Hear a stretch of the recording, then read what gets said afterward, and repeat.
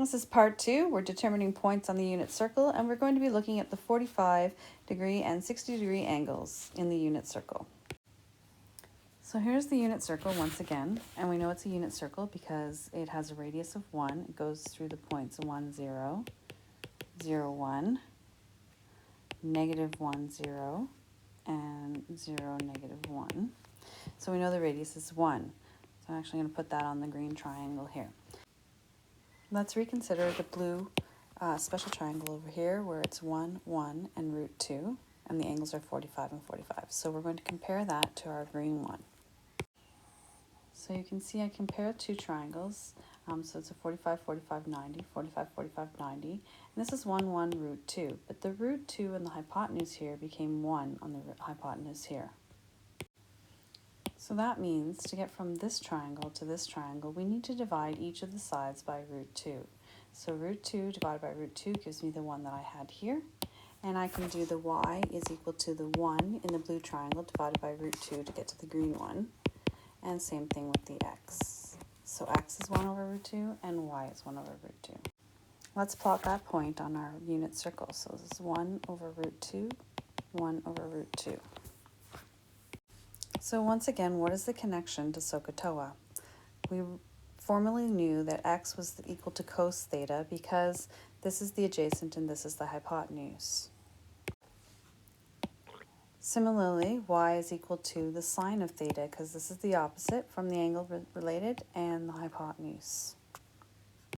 And with reference to our actual angle of 45, we see that the cos of 45 is equal to 1 over root 2.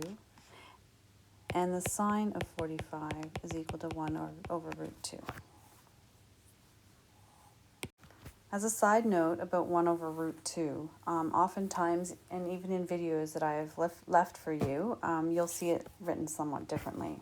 They go through a process called rationalizing the denominator. And what that means is we don't want a square root in the denominator. So we're going to get rid of that. Now, how do we get rid of that? We know that root 2 times root 2, you can try it on the calculator to convince yourself if you like, is equal to the root of 4, which is actually just equal to 2.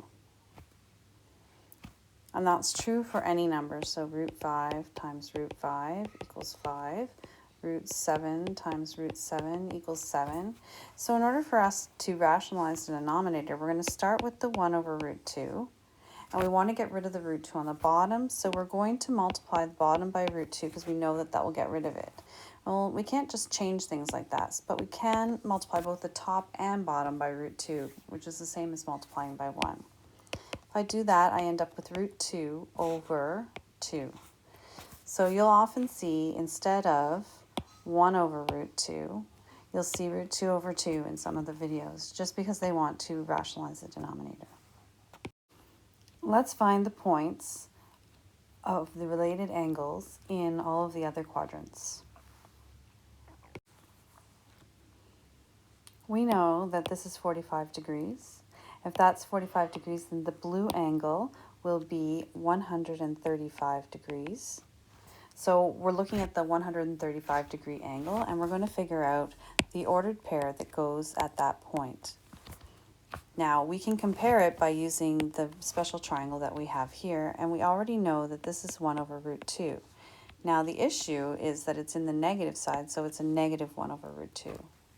And the y is still just 1 over root 2. It's above 0. So our new point would be negative 1 over root 2 and 1 over root 2. So we're going to use the same values that we used in the first triangle. So the red angle is taking me from quadrant 1 through quadrant 2 past the 180 line. So 180, and it's going to be 45 past that. So the actual angle then for the red one is 225. We added 45 to the 180 that we already know. And similarly, we can look at this triangle, and we see already that it's negative 1 over root 2 for the x, but also the y is below 0, so also negative 1 over root 2. So our point then becomes negative 1 over root 2, negative 1 over root 2. So the last angle we're going to look at is the yellow one, and it's going through quadrant 1, through quadrant 2, through quadrant 3, and it goes partway into quadrant 4. And in fact, what's left over, the part it didn't do, is the 45 that is here. So the yellow angle is 360 minus 45, so 315 degrees. So what would be the point there? Well, we already know that the x value is 1 over root 2. I can see that from the first triangle we looked at. And then the y value is equal to negative 1 over root 2. Remember that each ordered pair, the first value is the cos of the angle, and the second value is the sine of the angle. So we can write out our cosine of each angle and our sine of each angle. Okay, I think by now you're getting the picture. So we're going to look again at the 60-30 triangle. It's the 2, 1, root 3. And we're going to compare it to this green one inside the unit circle. So we're looking at the 60 degrees. And then we're going to look at all of those related angles in each quadrant. So again, let's draw the green one.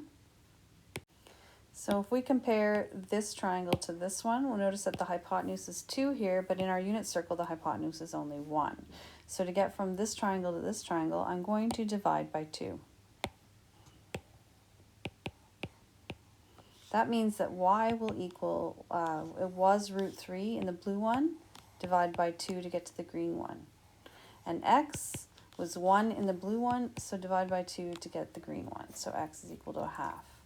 Moving back to my green pen, I'm going to write that on here. So this distance is 1/2, and this distance is root 3 over 2. And then our point is 1/2, and then root 3 over 2. I'll remind you again that in this case, every ordered pair is cosine of the angle first, and then sine of the angle second. So cosine 60, sine 60 is the same as 1/2 and root 3 over 2. All right, so moving that 60 degrees around the unit circle to find the other angles, I'm going to look at the blue one first. So if I were to go the whole way, I would end up with 180, but I have 60 that I did not do, so this is 120. So the angles we're finding now are the cosine of 120 and the sine of 120. Now using the numbers that we already know about, this one would be negative 1/2, and this one would be root 3 over 2. That means that our point then would be negative 1/2 and then root 3 over 2. Okay, so the red angle is going to go past quadrant 1 and 2, and it'll go 60 past the 180 degree mark. So the red one is 240. So this is the angle of 240 degrees. We already know that the x value is negative 1/2, and our y value is negative root 3 over 2. So then our point would be negative 1/2 and negative root 3 over 2. Our final angle is the yellow one, so we're going to go almost the entire way around the circle except for the 60 degrees that we see there. So 360 minus 60 gives me an angle of 300. So the yellow angle is 300. We know that the x value is 1/2. We already have that in there. And the y value is negative root 3 over 2. And we just know that from working with the similar triangle, or sorry, the special triangle that we went all the way around the circle with. So then this point then would be 1/2 and negative root 3 over 2. Okay, so relating back to SOHCAHTOA, we can see then that cosine 60 is 1/2 and sine 60 equals root 3 over 2. We're going to do that with the blue, red, and yellow angles as well.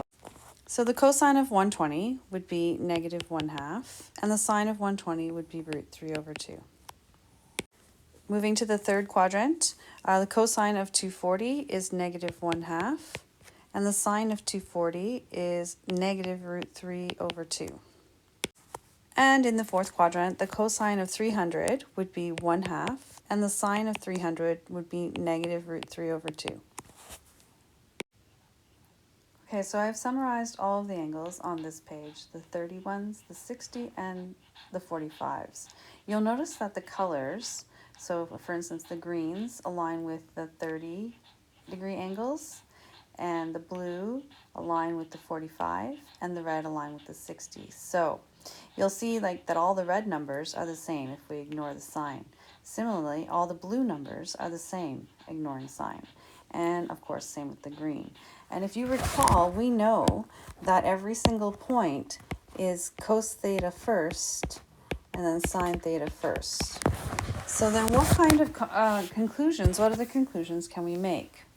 So let's look in quadrant 1. In quadrant 1, I look at all of those numbers and everything is positive. Cosine is always positive and sine is always positive. Let's look in quadrant 2. In quadrant 2, I'm looking at all those numbers and all the signs, the second numbers are all positive, but the cosines are all negative. So in quadrant 2, cosine is negative and sine is positive. In quadrant 3, I'll notice that every single number there is negative. So all my cosines are negative and all my sines are negative.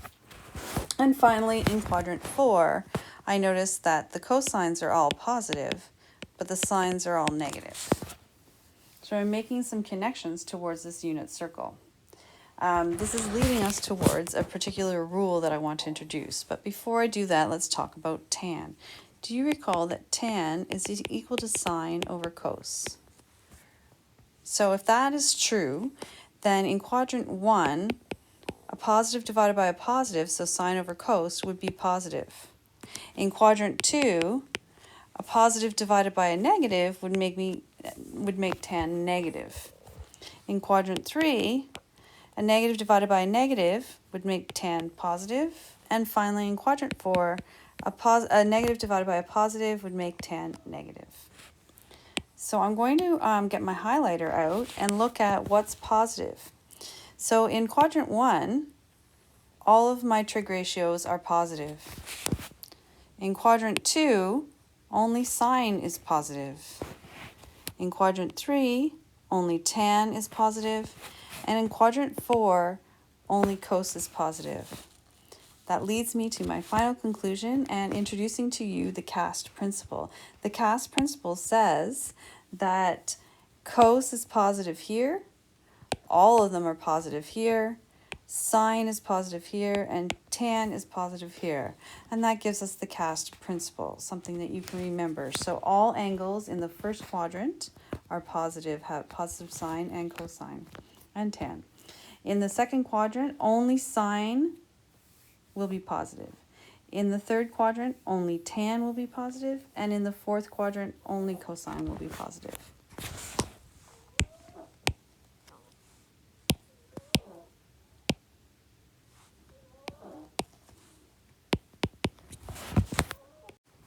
So we used our understanding of the special triangle and our knowledge of the trig ratios to determine all of the ratios going around the unit circle. And we determined the cast principle, which states that cosine is positive here, all of the ratios are positive here, sine is positive here, and tangent is positive here. Very good. See you soon.